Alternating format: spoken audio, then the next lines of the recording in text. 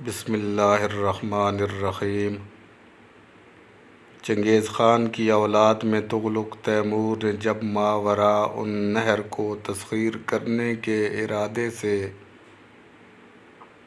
جب دریائے خجنت کو عبور کیا تو امیر تیمور، حاجی برلاس اور امیر بایزید کو ایک فرمان کے ذریعے طلب کیا۔ حاجی برلاس اور امیر بایزید نے امیر تیمور سے مشورہ طلب کیا کہ اب کیا کیا جائے۔ آیا وہ اپنی سپاہ کو لے کر خراسان روانہ ہو جائیں یا تغلق تیمور کے دربار میں حاضر ہوں؟ امیر تیمور نے ان دونوں سے کہا کہ اگر تغلق تیمور کے پاس جاتے ہو تو اس میں نفع کے 2 پہلو ہیں اور ضرر کا ایک پہلو ہے۔ اگر خراسان کا رخ کرتے ہو تو ضرر 2 ہیں اور نفع 1۔ ان دونوں نے امیر تیمور کے مشورہ کو قبول نہ کیا اور خراسان روانہ ہو گئے۔ امیر تیمور اس سوچ میں پڑ گیا کہ اب میں کیا کروں اور کدھر جاؤں، خراسان کا رخ کروں یا تغلق تیمور سے ملنے روانہ ہو جاؤں۔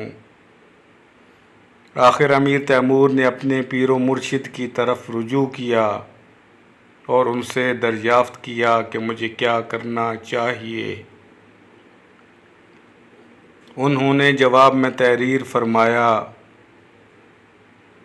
خلیفہ چہارم حضرت علی رضی اللہ تعالی عنہ سے سوال کیا گیا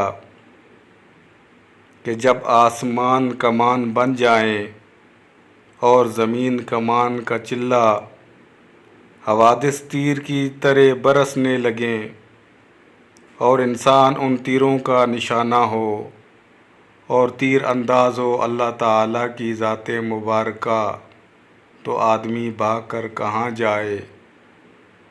حضرت علی رضی اللہ تعالی عنہ نے جواب میں ارشاد فرمایا: آدمی کو چاہیے بس خدا اللہ کی طرف بھاگے۔ پس تجھے بھی تغلق تیمور کے پاس چلے جانا چاہیے اور اس کے ہاتھ میں تیر و کمان نہ رہنے دے۔ اس جواب سے امیر تیمور کا حوصلہ بڑھا اور وہ بے اندیشہ تغلق تیمور کے دربار میں حاضر ہو گیا۔